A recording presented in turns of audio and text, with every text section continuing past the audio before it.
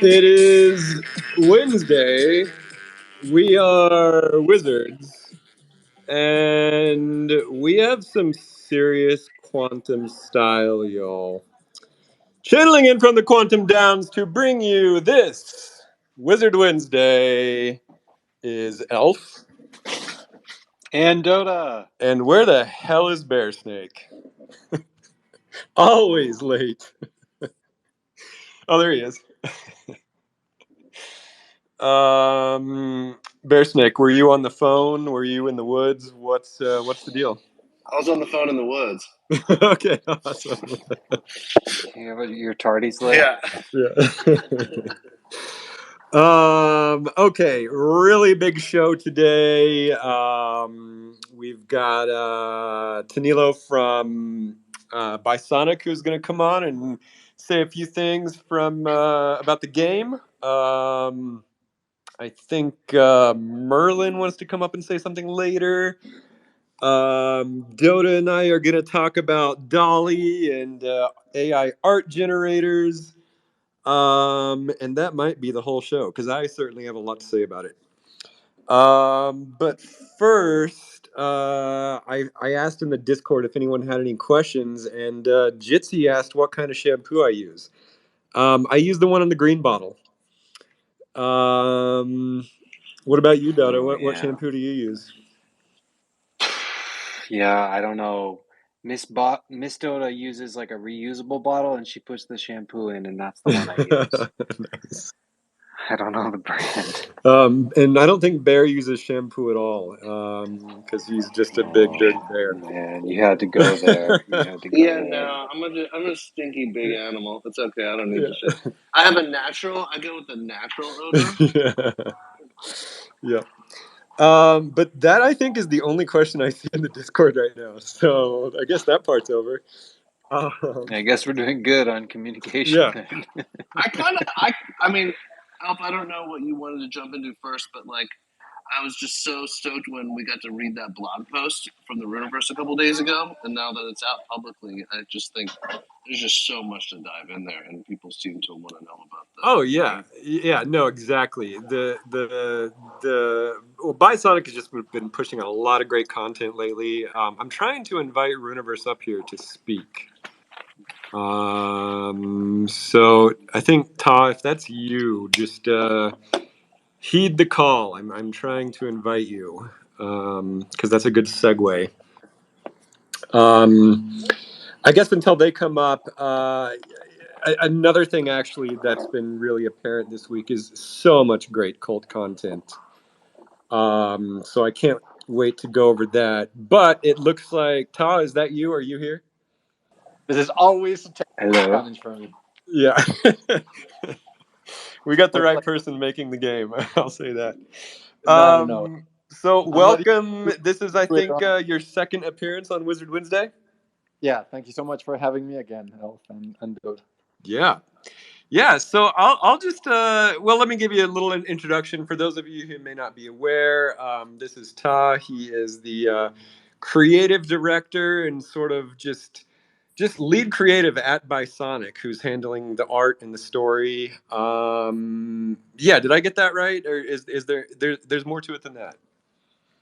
No, you got it. And like game design and creative, like direction for the Runiverse game that we're building. Yeah, along with Bisonic. Yeah, and I always like to rub it into Bear and Dota because when they deal with Bisonic, they have to talk about boring like financial stuff, and I get to talk about fun art and story stuff with Toss. So I just wanted to rub that in publicly one more time. Yep, thank you. Yeah, that's cool. Can we get an invite to some of those calls, guys? I'm gonna say no. Yeah, just ruin the vibe. Be like, how much is this costing? Yeah, really exactly. Make those pixels look better. Exactly. Anyway, Ta, so what do you got for us today? Well, I'm not sure. So the idea was to talk a little bit about the development of the game. I thought for this one, like the best way to do it is like, I don't know if you guys want to ask some questions about the recent developers blog that was posted, and we can go over it a little bit.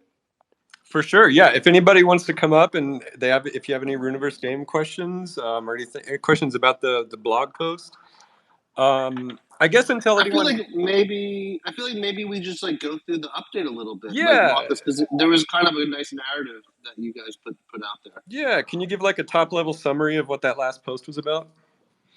Yeah, so the idea was to tell you a little bit about how we're planning the game moving forward. The first part of the update basically talks about the wizard capitals. So in our conversations with Elle, the seven wizard colors became like one of the key pillars of like the overall game design. And so the four wizard capitals that we're gonna have at launch, because like I don't know if you've seen a previous post, but the idea is that the map will be expanded as we go forward. And we're starting with four cities to begin with. We're gonna have the red wizard capital, the blue wizard bastion, the yellow wizard haven, and the green wizard city. And those four are gonna be um, the four cities that players will be able to access at launch, and that implies a lot of things. So you'll be able to build, like in player owned plots, you'll be able to build forges, mage workshops, all in the styles, like in the architectural styles of these wizard colors. And the idea is that these capitals will present, as we move forward, new avenues for quest design, for mini games, for in-game activities, right? And so the idea is that these capitals will be hubs for new activities for the player as the game moves forward. Very cool. One thing that's really interesting about I think about Forgotten Runes is a big feature of this whole project is community and sub communities and just how big groups and small groups form, and there's like a hierarchy to it. And there's so many like group hierarchies. There's like wizards and warriors at the top. Well, at the very top I'd say there's Forgotten Runes, then there's wizards and warriors and souls, and then below that there's hat colors, and then even below that there's like more like ad hoc guilds like the Kobold Horde and a bunch of others. And so like you're putting this into the game, like you're building the structure for these hat colors, but beyond that, I think like it's really going to be up to the community to form these like sub communities within all of that. Do you want to speak to that maybe? There's something like for us for the like for player progression. It's very important that players eventually like line up with a color, but like there's a lot of freedom because in player own plots, players will be able to build their own cities and mix and match architectures and styles, right? Like these cities are just like the cornerstones that we built as like in terms of level design, but the idea is that the world gets expanded by how players want to handle their cities, right? Hmm. And the idea is that as we move forward, we'll work with the community to have like I don't know specific architectural styles of ideas that they have that we can input into the game, right?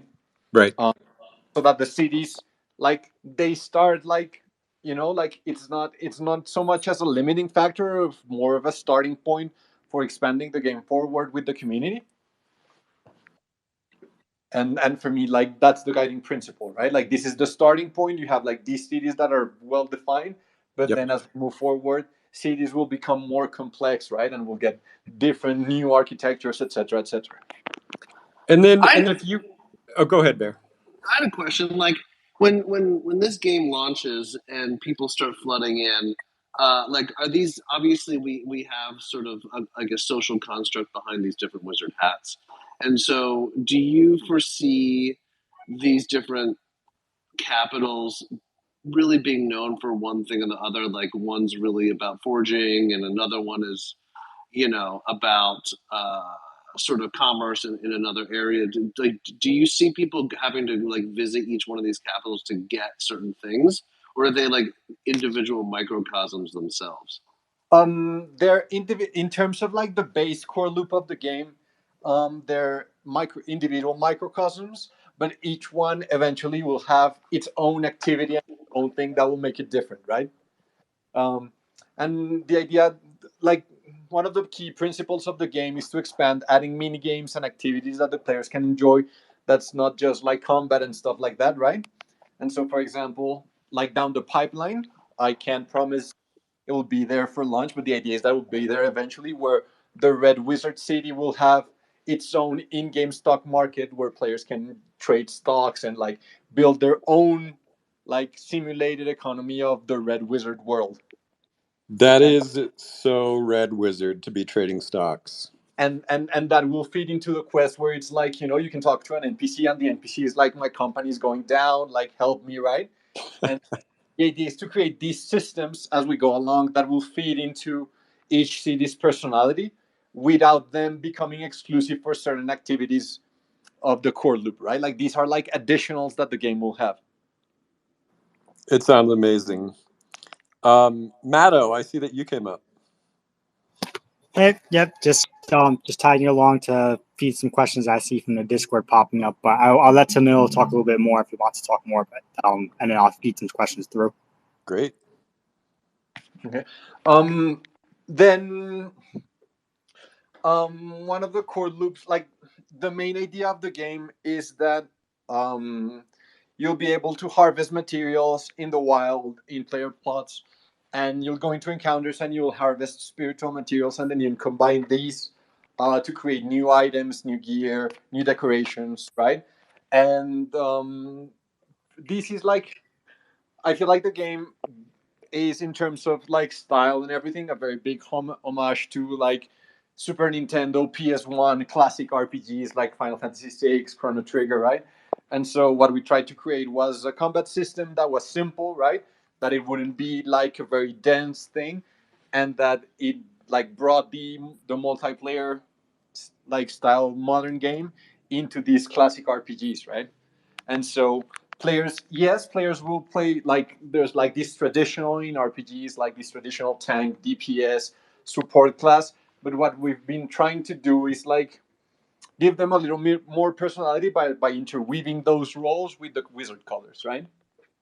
And so combat will be like this classic 2D flat players versus enemies.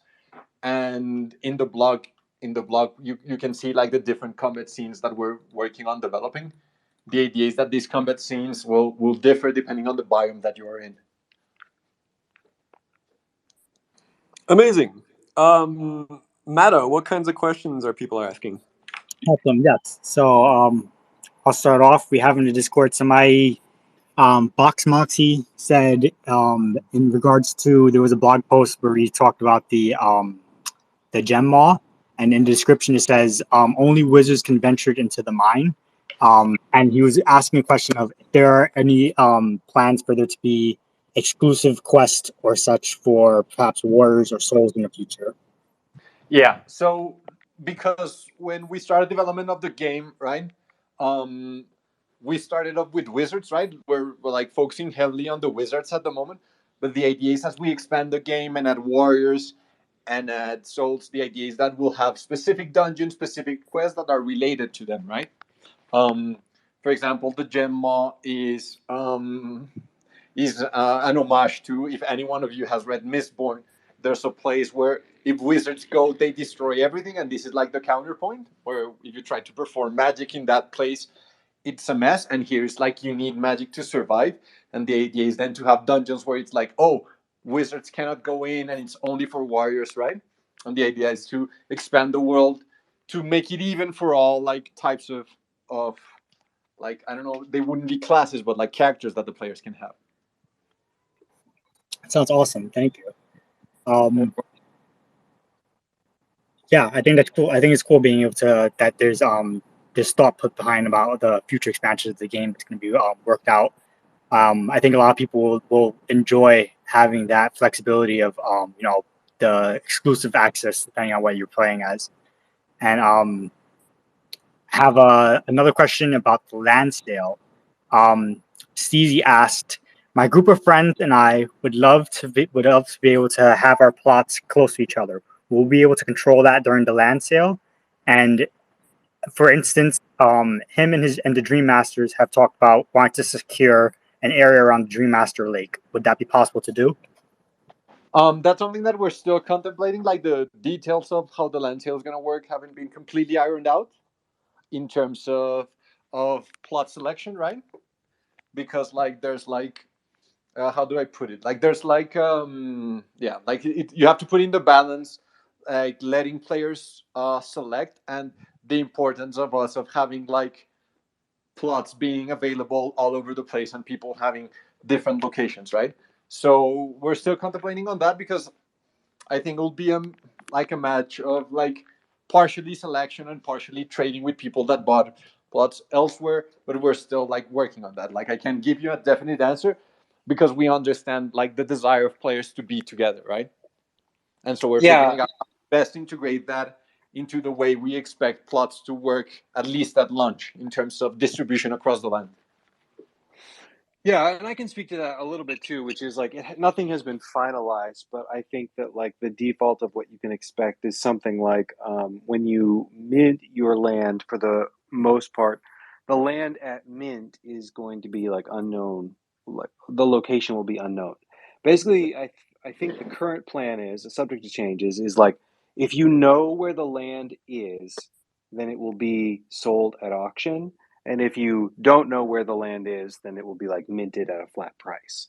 And so, in fact, I think almost all of it will probably be minted kind of at a flat price at a random location. And so, if you want to be neighbors with one person in particular, then what you basically need to do is both acquire plots in those basically regions. One of the things you won't need to know too about the Runiverse game is that like it's not a big grid. Not all of the land is player inhabitable. We're not selling all of the land. If you look at some of the maps that have come out, you'll notice that like the plots that are owned are not always and often are not like physically adjacent, like touching one another. They're actually sort of like placed out a lot more organically, like you'd find in a real city. And so, and so you basically, to be neighbors actually means to get two plots that are somewhat close to one another. Yeah. On this idea, oh, go ahead. I was just going to say, to clarify, you in this game you cannot just buy a plot literally anywhere. We have pre-designed plots, and they are carefully handcrafted to just make a more interesting world. And just one other quick comment. One funny thing I've noticed is like every time somebody talks about where they want their land to be, it seems like Dream Master Lake pops up like 80% of the time. I have a feeling that's going to be some very hot real estate. Prime real estate. Did you say Dream Master Lake? Yeah, yeah. Yeah, I just want to go on record that when we first talked about this game, Exactly. that I was going to get a place, Dream Master Lake. So please, can I talk to someone about like making sure that I get a piece of land on Dream Master Lake? I Are we think gonna like have the other. Oh, go ahead. we're gonna have the Bear Cave and Dream Master Lake made? Yeah, totally. Well, listen, Oh, we that's gotta a fun idea. have the bear cave by the beach, of course, but we gotta be able to go into the mountains and just take a little retreat. Right, your summer home, right? Yeah, my summer home. I can't do that in the real life, so I'd love to have a second home in the Runiverse. in Thank the you. metaverse, yeah. Yeah. The other like side question to that is around like what about like guild ownership effectively, right? That like let's say that you have a bunch of dream masters who want to team up and kind of like own a guild hall. And you know, I think we maybe I don't know, Todd, if you want to talk about that or about or if we want to wait for Geldor, but the idea that we have guilds who can kind of own and collaborate and own property together, right? Like we talk about the Kobold since day one. I think is something that is going to be supported within the game natively, and then of course you can always use just sort of like a multi-sig to own property as a group anyway. So all that to say, I think the details in terms of guilds will start to come out more as we get closer to launch because there's a lot of nuances there that I don't want to like say the wrong thing, but yes, the goal of like having groups of players that band together, that's totally part of this. I also just something to throw out there. Like I like the randomness only because if everybody was able to like pick a spot exactly where they wanted, I think it could like stunt the growth and the expansiveness of the world. You know, because people can like, I think people will find. They will find themselves in places where I think other places will be explored a little bit more with the randomness up top. And then if someone wants to go the extra mile and like find a plot with their friend, that they can go ahead and do that. Yeah, I kind of see it as like similar to like how like a wizard, like it doesn't like if you can pick a wizard that like you resonate with and you kind of like build off of it. I feel like I feel like for land, like even if it's a plot that's not particularly like a highly sought out plot of land or whatever, like it's somewhere that people aren't really building around. If you build around that plot and you make that plot really exciting to go to and like have you make it a really exciting place, you can like raise the value of that of like the area. Like more people would want to go there if they see you're building cool stuff there. So I feel like regardless of where you get, like if you can make it work out how you want to. And there may be some areas that may be better for like what you're planning, but I feel like people will be able to really put the creativity to work and build build cool stuff on these lands to make pretty much every place slowly become a huge hubspot that people want to visit. Yeah. I want to add something very small that from the side of game design, we're working on trying to make every biome, every piece of land interesting in terms of game mechanics, in terms of what they can provide the players, so that you don't feel like gimped simply because you got a random place, right? And that's very important for us in terms of design. Awesome. Okay. Awesome. I have another question here from Two Crows. He asked, how are familiars or pets being incorporated into the game? Familiars right now, we've got a couple of ideas, but nothing definitive. Like,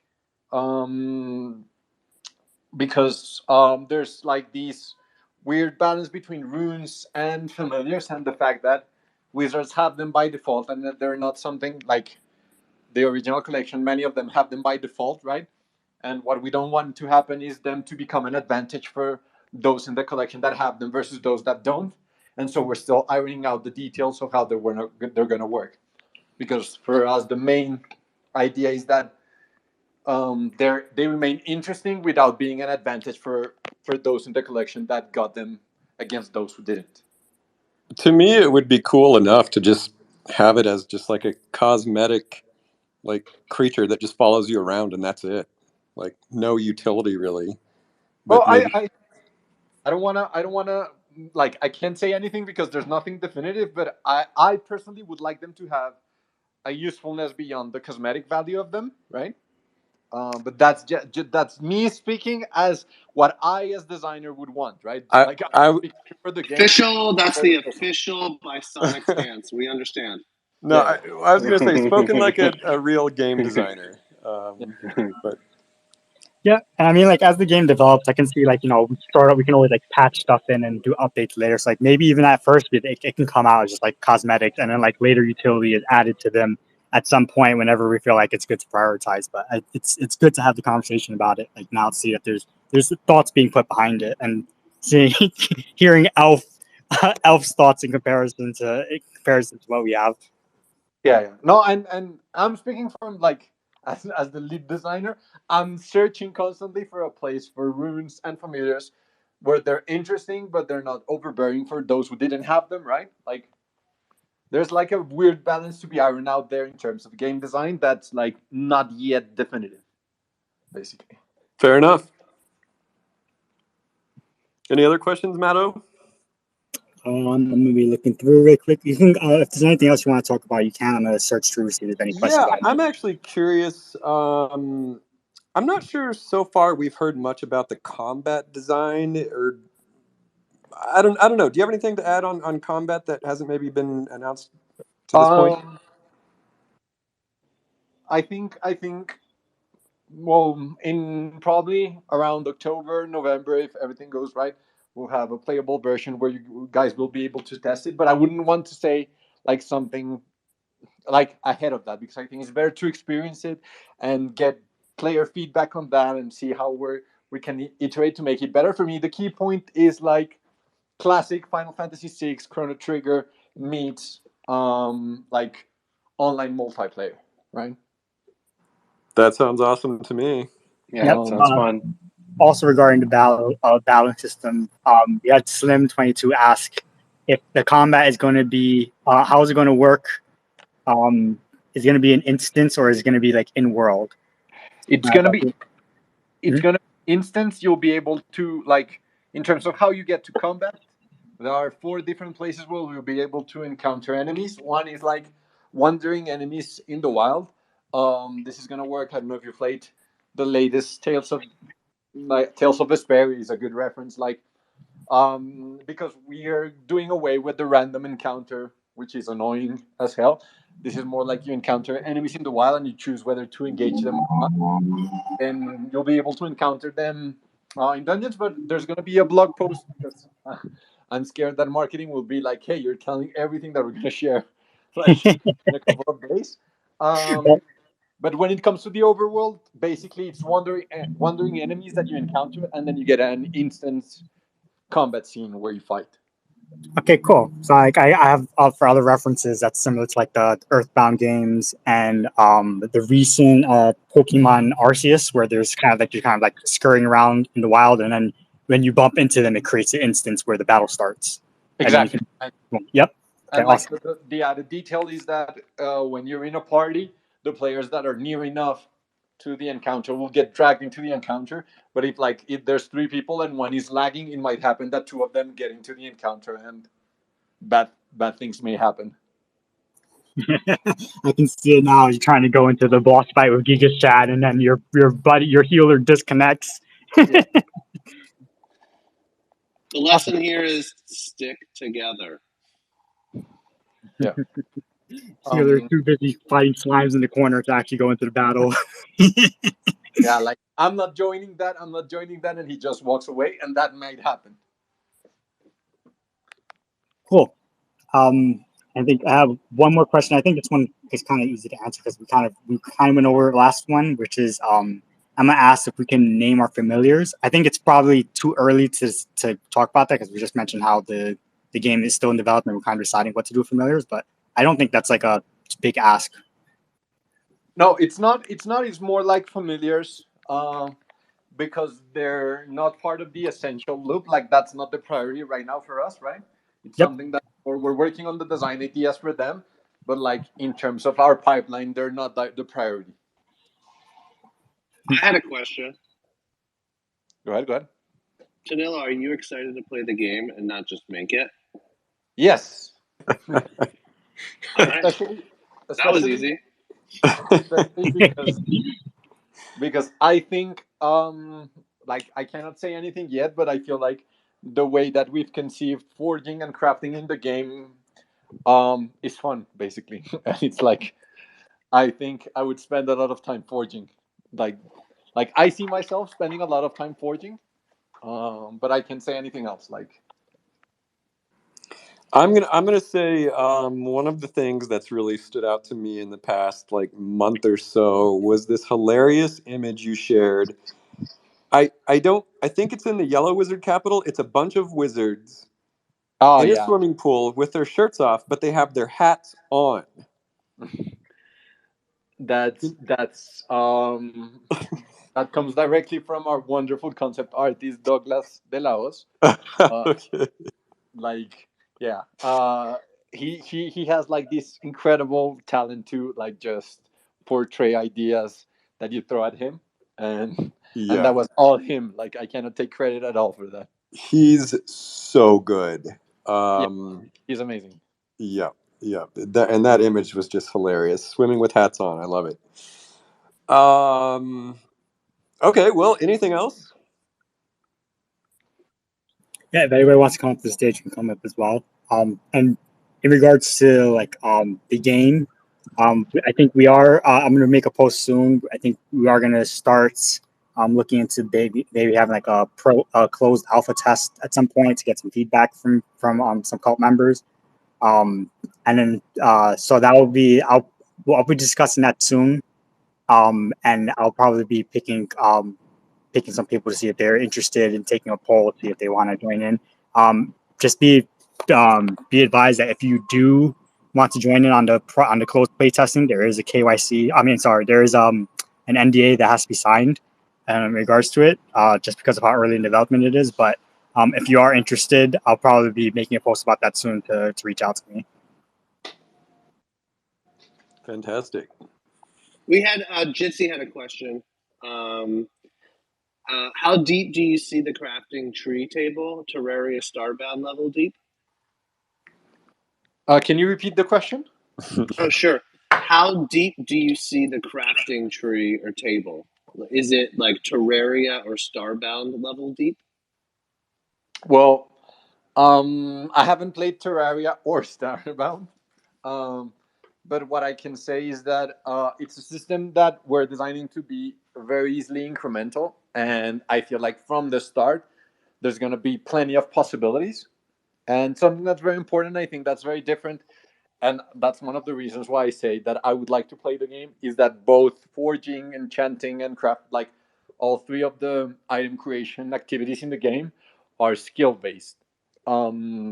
Probably like we won't see the mini games for the alpha, but like the idea is for release, you'll see that forging is going to have a lot of depth, because it's not only like the amount of possibilities, but it's the fact that you have to be actually very good at it to craft amazing gear. And so it's going to be something where if someone is really good at combat, they're not going to be like the stars of the show, because you're going to be wanting someone who's like, oh, this guy's an amazing forger, right? He's the blacksmith of the group. And this guy, oh, he makes the sweetest furniture. And this guy, oh, the crystals, it's all him. That's awesome. Yeah, well, listen, I just got to say, it's just every week you guys are showing me more stuff, and I'm just getting more and more excited about this game. I know we have the right team on it, because it's like sometimes I naively think, hey, I could build a game, I could design a game, and then I see the stuff you guys are pushing out, and I'm like, shit, I'm glad I'm not designing this game, and I'm glad we have professionals doing it. Yep. Yeah. Yeah. It was definitely there's definitely one of the early conversations is we're like, Elf and I were like, are we gonna build this whole game ourselves? Yeah. We were just like, no. We need professionals, and yeah, we're very happy to be working with you. Yeah, for sure. Yeah, and I'm glad to be working on it, and I think I speak for the entire team. Well, it's become something like, which that's something that's very nice, right? Like you see everyone in the team contributing ideas and stuff, and it's like, and I think that speaks, like that's a good omen. Definitely. Where it can be Um, pitchy. I think I have like one last question. Somebody asked about an auction house. So I guess like for whatever items you craft and such, if there be an auction house in game for people to put their items. And I guess that also ties in with a question that I previously had asked me, but it wasn't asked today. They asked if there was a possibility for there to be like an in-game automatic market maker of such, so that way people can kind of like trade items for gold, kind of in-game in like in a decentralized manner, with like without having to directly interact with players if they want to. Okay, so marketing is gonna kill me because I'm gonna spoil a lot of things that I'm sure they wanted to make. Do it. A development post on, but like the way that we're conceiving, at least for now, and like for me, it's very important to say everything that I say is subject to change, because basically that's how games work. Like it's always a very iterative process, but the idea is that players will be able to trade directly between them, right? Like I can just go to Elf and trade with him, and we're gonna have game run action houses and player run auction houses. And the idea is that you'll also be able to if you want to mint items in game, but like it's not necessary. And it's like this is something that for me has always been very important, and it's like minting is like a nice premium to the game, but it's not part of the central loop of the game. It's not like we're not forcing you to mint anything. We're not forcing you to anything. We want you to play the game, and then if you think you made a very cool axe or whatever, I think it's nice if you put your signature on it and you mint it, right? Yeah, cool. I love that. Thank you so much for that. It was nice little leak before before the end. Yeah. So I don't know. I don't have anything else. If you have any more questions, but I think we're good. Ta, you are welcome to come back anytime. Yeah, anytime. And I'm sure you will, because there's so much more left to do. Right. There's a lot that's being planned out, and I think as we get closer to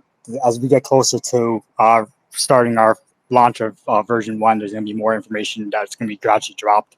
We're creating timelines for like dropping information in like the Discord and the Twitter. So keep an eye out for that.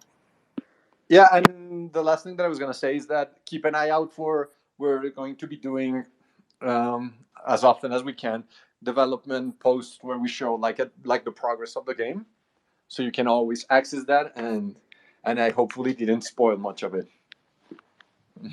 That's it. Don't worry, there's a lot more. There's a lot more cool stuff that they don't know about yet. So Yeah. For sure. So I have to get back to work because it's never ending. But thank you so much for the invite, as always. The Runiverse is coming, ever man. expanding. Thank you, Ta, and looking forward to next time. Thank you. Have a good one. Bye bye. Later. Bye. Next guest, Baby Merlin. Hello. Hey guys, what's going on? Hey, how's it going? Good. Just wanted to give everybody an update. We just kind of shifting gears from one game to another, but we just finished a month of season 0 on Forgotten World. So I just wanted to kind of give an update on that and, announce the winners and kind of give you a preview for next season. But we had about 35 players that jumped on and helped us figure out how to balance the game and play around a little bit, but it was a lot of fun. There was kind of the basic Minecraft stuff like building your house and mining around. We had a magic system where you could kind of start out with magic missile and learn new spells and get more powerful. And then personally, I had a lot of fun just kind of meeting up with different people in the community like Bill Gaines, Wicked Wizzy, and going into dungeons, adventuring around and just chatting. It was kind of a really different experience to interact with people from the community in a game context versus kind of just the Discord context. And so I think when we have the Runiverse game, it'll be like that on steroids. So I'm really excited for just the community interaction part of the Runiverse game. But without further ado, so the top 3 winners from this season were Bard Bumble, who won a goblin, and then we had Flown, who won another warrior, not a goblin, but still a warrior. And then Morphling just passed at the last second Wicked Wizzy, and he got 3rd place, which was a 0.1 ETH. And then we had a bunch of smaller ETH prizes for people for spots 4 through 20. So I'll be reaching out to everybody after this to get everyone's ETH addresses and send those out. But thank you everybody who participated, and then also thanks to Waffle Talk and Space Boots, who are our devs. And as far as what's coming up for season 1, I guess if this was season 0, we have season 1 coming up. So we have a Soul and Pony skins, which we're going to add. We're going to do a build competition to, just kind of a non-competitive, it's more creativity contest. So we're going to build our own houses and castles. We'll have a wizard dueling tournament bracket. We're going to add teams and factions. And then the last thing that I'm really excited about is boss battles. So I want to kind of do raid style boss battles where you need dozens of players to kind of attack a single boss to defeat them. And hopefully even we might see the beasts make an appearance. So that's the rundown. And if anybody has any questions, give me a shout. I can't wait to see the beasts in Minecraft style. That sounds amazing. Yeah, it'll be a modeling challenge, but hopefully we'll get it done. Also, I love the fact that the first place prize for the contest was a Goblin Warrior. And his name was Urlock Rapscallion of the Worms. That's an amazing name. Yeah, that's a good one. Yeah, awesome, Merlin. Thank you so much. Yep, no problem.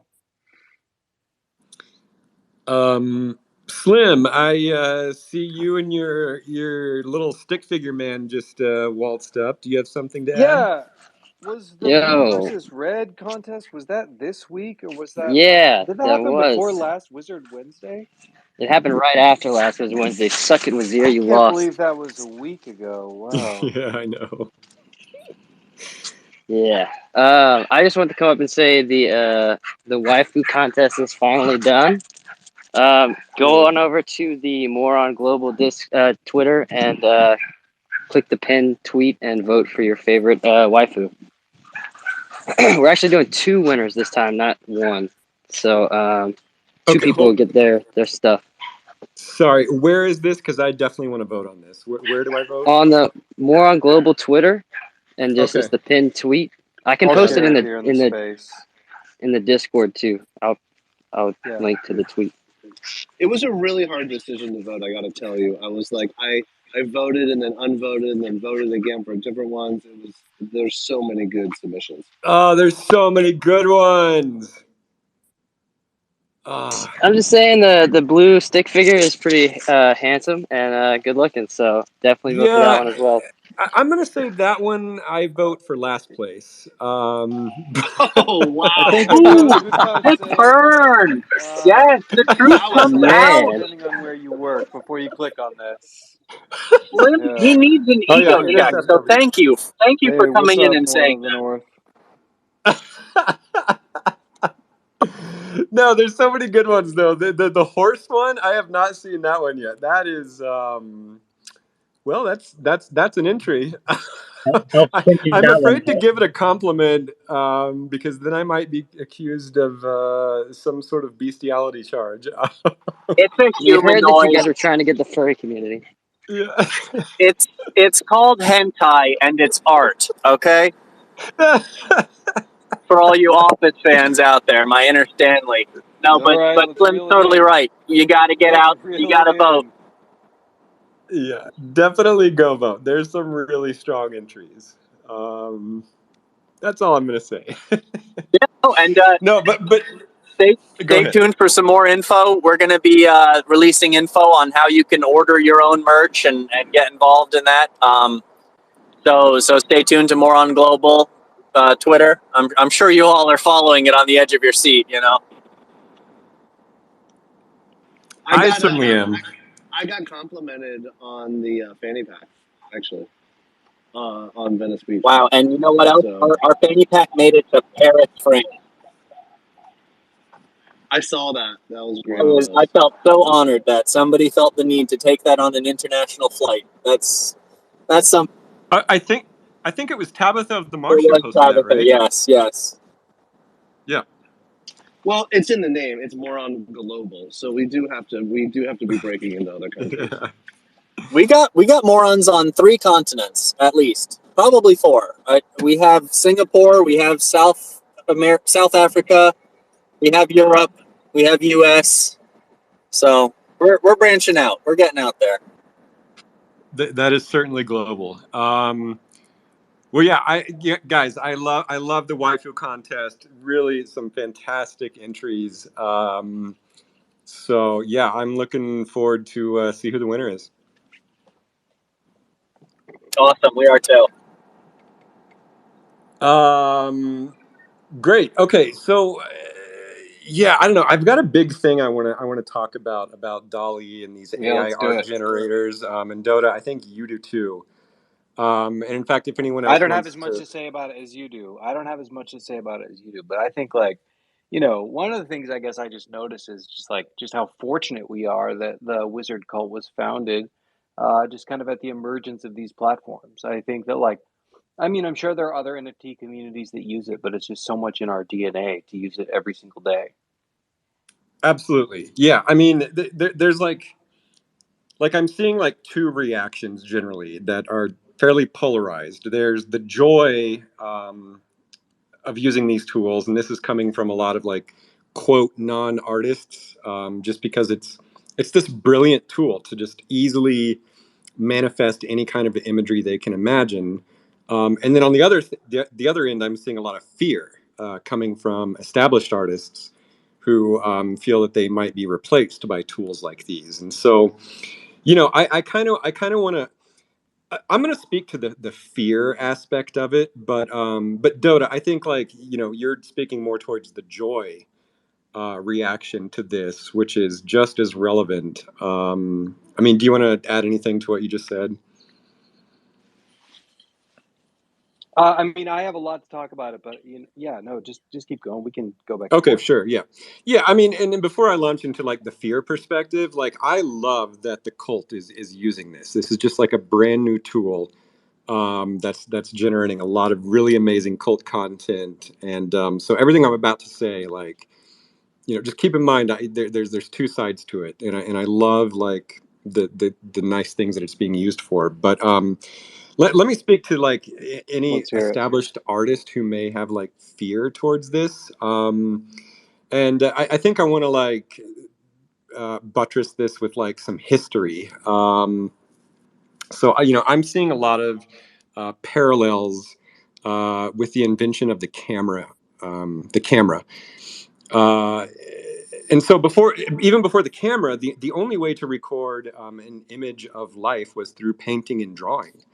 The painters throughout history perfected their techniques, and many of them were revered for the realism that they could put on canvas.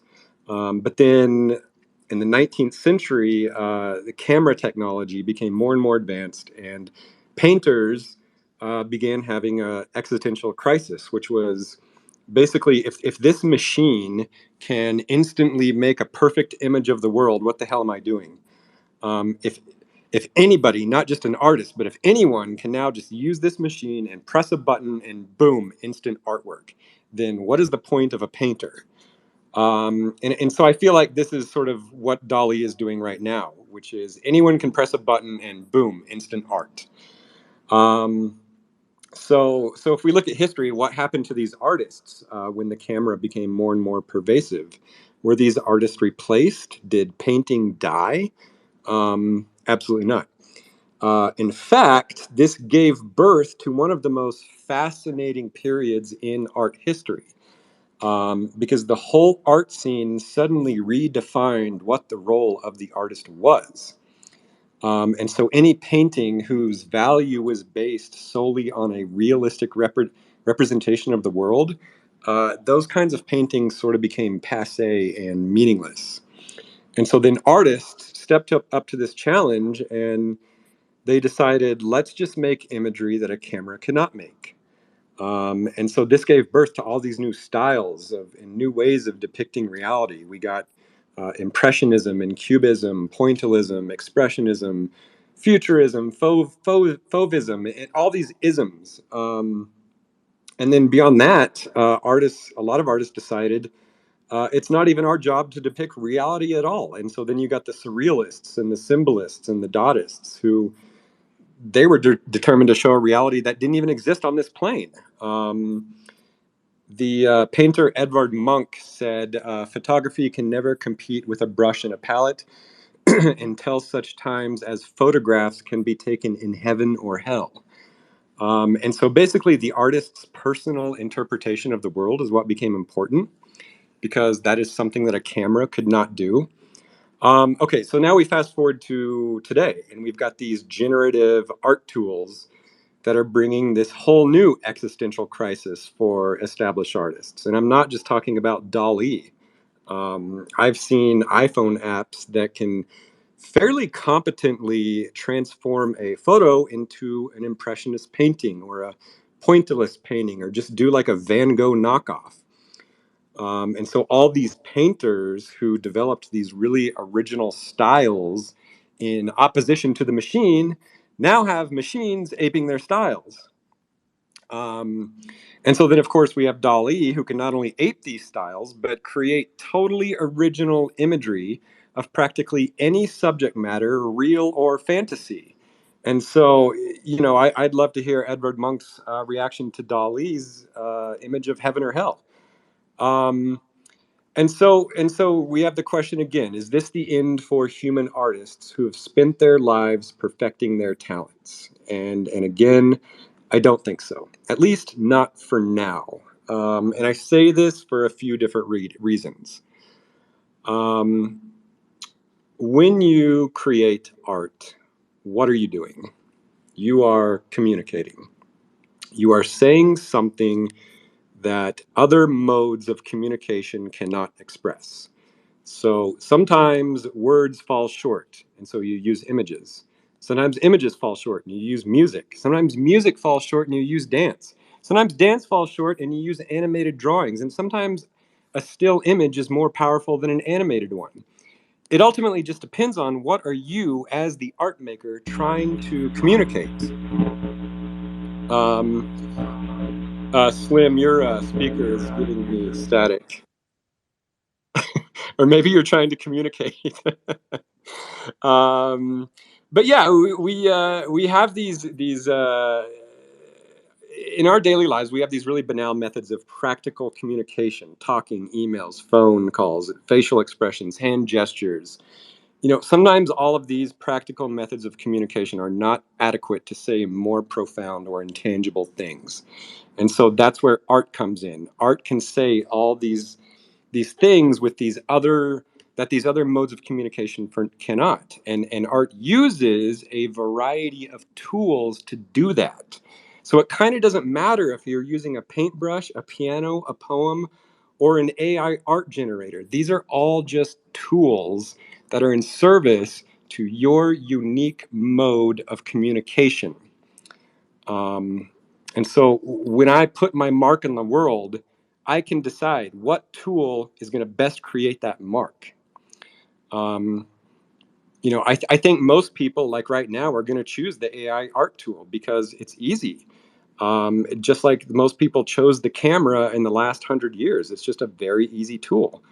But the significant thing is like it's what's lying behind that choice. Someone like Tanya Del Rio can create a really fantastic manga-style comic with every detail perfect because she's 100% controlling the artwork. And, nobody at this point with DALL-E is going to be able to do that. There's this irony that with DALL-E, you actually have far less control over your imagery than someone doing it from scratch.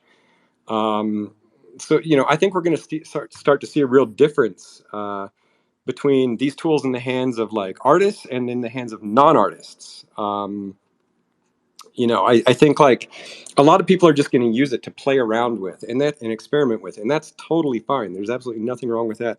In fact, I encourage that. But so like a real artist who's like trying to make a real portfolio of work with like a unique vision and a message, that's going to be very different whether you're using a camera or an AI tool or a paintbrush. So I just think I think it's not the end yet. I think I it's like maybe someday these AI tools will become conscious and they will be able to say things in exactly the same way as a biological intelligence. We'll be able to say them, and the line between the two will blur. I think at that point, a very advanced form of magic will radically alter the planet itself. And then at that point, the phrase, "I am my wizard and my wizard is me," will be taken to the next level. But I don't know. I have a few more things to say, but let me just stop there. Anyone else have comments? Yeah, Yeah, I think that like. oh, Oh, go ahead. No, go ahead, Meadow, please. oh, yeah, I was gonna say that. I think at the current iteration, they are very impressive and they look great. But like, I think even at its current iteration, despite how far it's advanced, you can still kind of tell a lot of images that they are AI generated.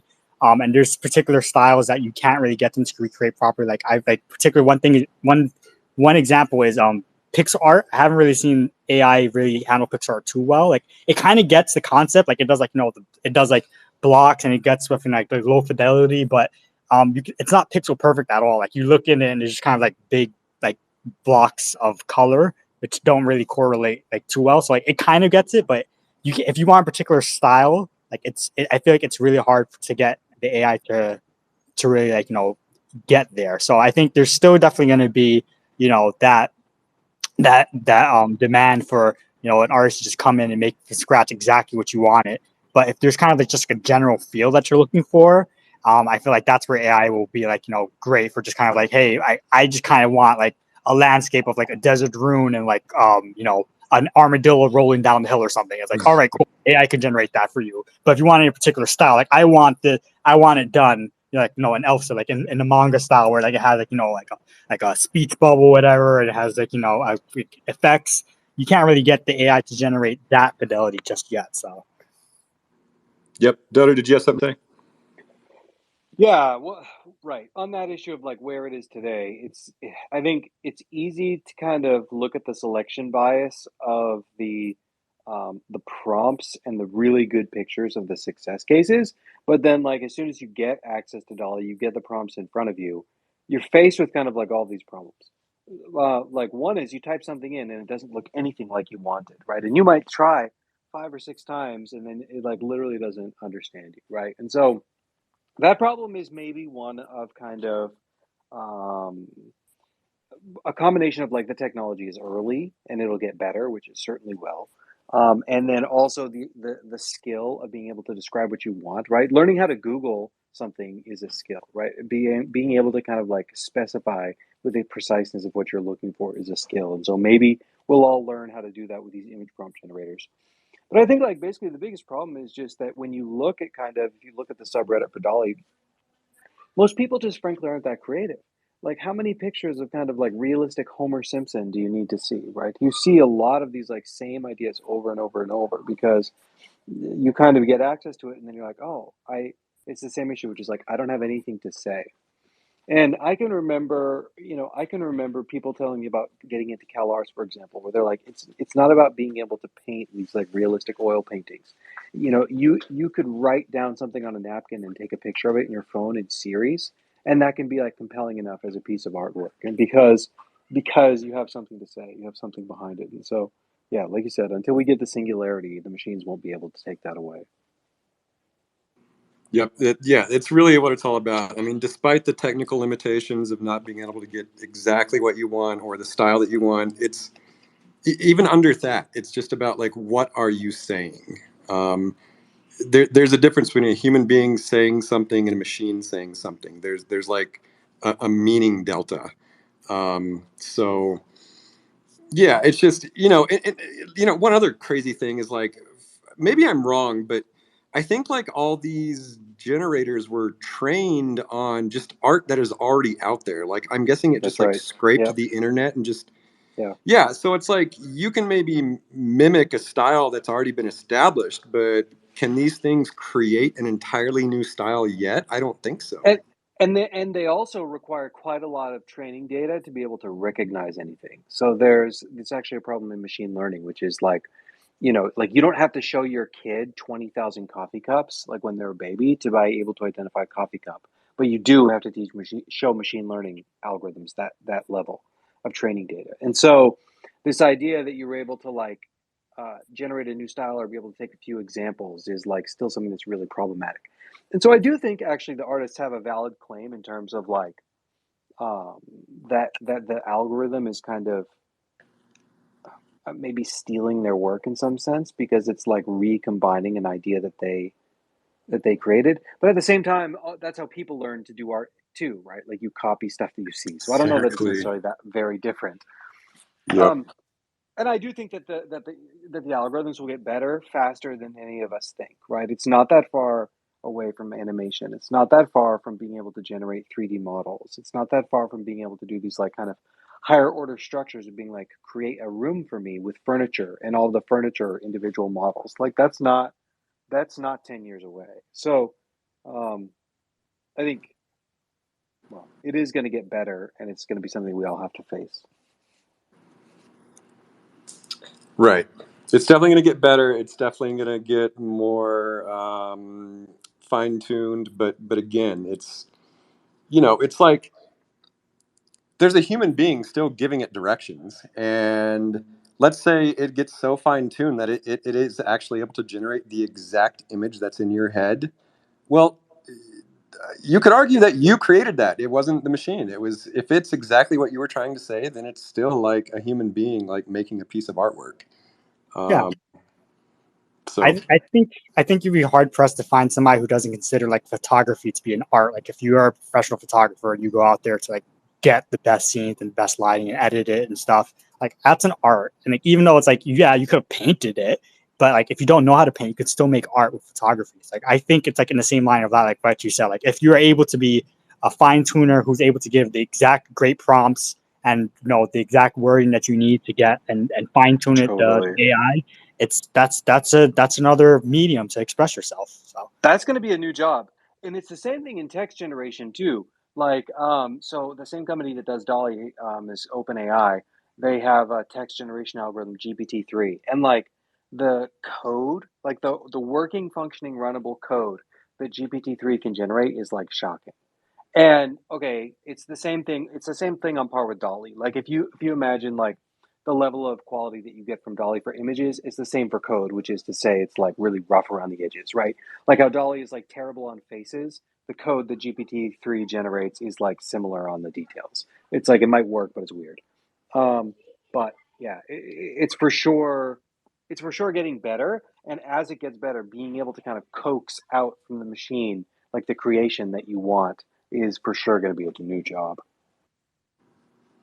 Well, I'll just tell you this. My favorite machine for generating art right now, though, is the cult itself. So I want to call out some cult content.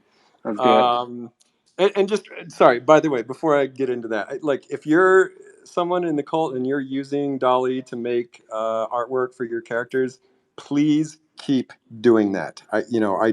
I'm not like trying to disparage any art creation with these AI tools. I want you to, if that's your favorite tool to use, by all means do it. But let me just point out some things that have really stood out to me this week. So a tiny chair. It looks like, well, you said my girlfriend drew my warrior for me, and I love it so much. I love it too. It's beautiful. It's so nice, and I don't think Dolly could do that. That's gonna be my new. I'm gonna say that. I'm gonna say that after every piece of art I see now. Dolly can't do that. And then Trellin. Trellin every week does a nice little Wizard Wednesday post. This was, I think, one of the funniest ones I've seen. Though it's a school bus with all these wizard heads in it. It's just so funny. I love it. Malevolent commissioned a piece of artwork from Rob Michael Art, and it's of the heretic. Basically, like they're drawing some runes on the wall. It's such a nice piece, and it's got the wolf like chewing bones on the floor. It's so badass. Malevolent's always doing really cool stuff. John Wilson. It looks like they made a lore entry of their warrior Agnes Marauder of the North, and she's got this like katana with snowflakes all over it. Very cool. Let's see. I don't know how to pronounce this name. Guillermo Santana did a commission for Sharky Bait. It looks like a Dream Master wizard who is also a pyromancer. Beautiful piece of artwork. Castamere did a really nice piece of Kazim of the Oasis. This looks almost like a waifu entry, but I didn't see it in the contest. So it's just a nice piece of cult content, it looks like. Oh, it looks like it's a Runiverse poster for NYC. Okay, Oz. Oz has been doing some really cool stuff this week. Number one, he's got a new PFP that looks like it's like in Forgotten Rune style, but it's just like a really cool artist dude holding a paintbrush. And then he did a waifu entry of a warrior with a chainsaw and a razorback pig. It's so good. Beautiful, just beautiful. Maxwell also did a waifu entry of Trudy Neutral, aka the Downhill Disaster. Super cute. Meat Prisoner. I think this is one of my favorite pieces of the week, though. It's just an awesome sketch of a fur gnome. I haven't seen a lot of fur gnome art lately, and this gem just comes along. This is definitely one that Dolly could not do. I challenge Dolly to make something this awesome. This is just like a totally original style. It's drawn really well. It's just gorgeous. and it's a physical pencil on physical paper. Mystic Bard with a commission from Linois of his Goat Wizard. I have a particular love for Goat Wizards. I'm sure you all know why. And then another one from Oz. It looks like a bunch of people were involved in this piece. It's like he's calling it "Our team of archaeologists proudly present the restored mural featuring the Triple Crown cockatrice." This is so cool. There's so much imagery and just storytelling in this one image. It's like, it looks like something that you would find like deep within a Legend of Zelda game. It's just beautiful. And then Artist of the Rock has a new profile pic. Artist is continuing with this really great style that she's been developing. Nagilia.eth did a let's see, I think it's a commission of her warrior. Yeah, I don't know too much about it, but it's gorgeous. Basha Crypto. This is another thing I've been loving lately, is these little animated pixel films, I'm calling them. It's just these like little like 5-second films. It's just one of my favorite things. I know Tad was doing some, and Paboom, and now I'm see Basha doing it. I just love them. Wise Sam, always with the bangers. It's like a what do you call it? Like like the Pokemon style, the Pokemon trainer style, but Forgotten Runes. So good, Sam. I mean, it's just, you're really coming along. This is amazing. And then finally, last but not least, Slim with the stick figures. What do I say about that? This is like the. I think you've already said some things about it.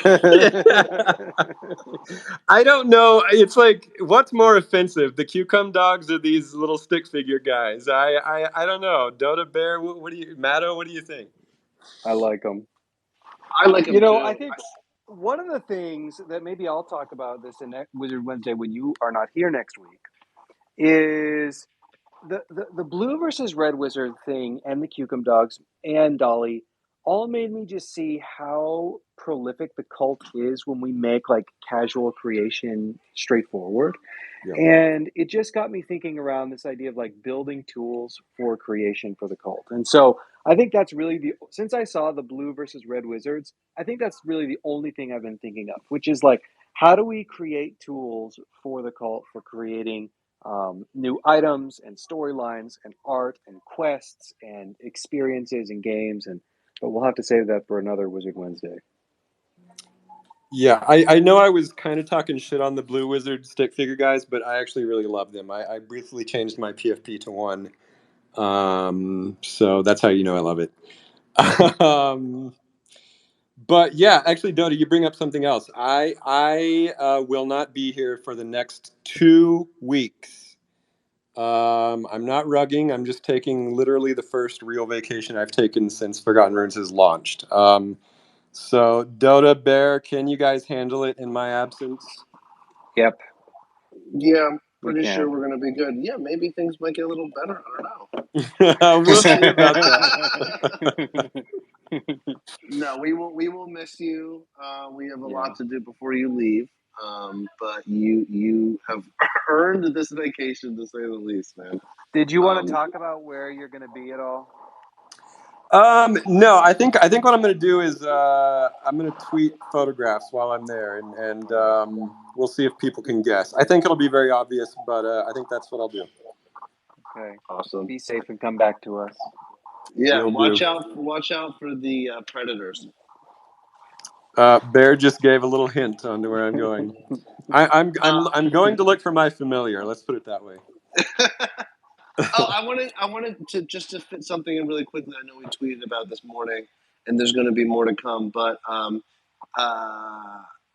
we are going to, and we don't know the timing exactly, but we will be putting together a casting call for people to do voices in the television show. Oh yeah. Which I think is I just think it's super fun. Some people make fanny packs. We put you in TV shows. And so, yeah, so excited. And so people, if you're interested in that kind of thing, there's more to come. But I think it's going to be really fun. I love this idea. I'm glad you mentioned this before I left. As everybody knows, Shark Child voiced a few, well, probably the most famous line in our trailer, "Behold my quantum style." And we want to keep doing this. We want to keep putting cult members into these bigger things. This is just one more method or one more avenue for collaborative world building. Letting you all do voices for the actual show. And this could be anything from just like one or two lines to, who knows, maybe like a full-time character. I really don't know, but we'll put out a casting call. Absolutely. Also, I just wanted to know, is it Locke's birthday today? No. Is it? Is it? Is it your birthday today? No, it's not. Okay, never mind. Well, all right. Okay, well. It's not my birthday either. It's not my birthday. But Locke did just post a really great tweet that we're not going to talk anymore about. Okay, that was cryptic. Anything else? Check Do we have Twitter. any lore reads or anything else? No, we're good. Okay, well, I will see all of you in 2 weeks. If Dota and Bear F anything up, please DM me. So I'll get them back in line. Beyond that, this has been Elf, Dota, Matatsuki, Bear Snake, the morons and the waifus, channeling out from the Quantum Downs. GN. Good night. I've been telling you how good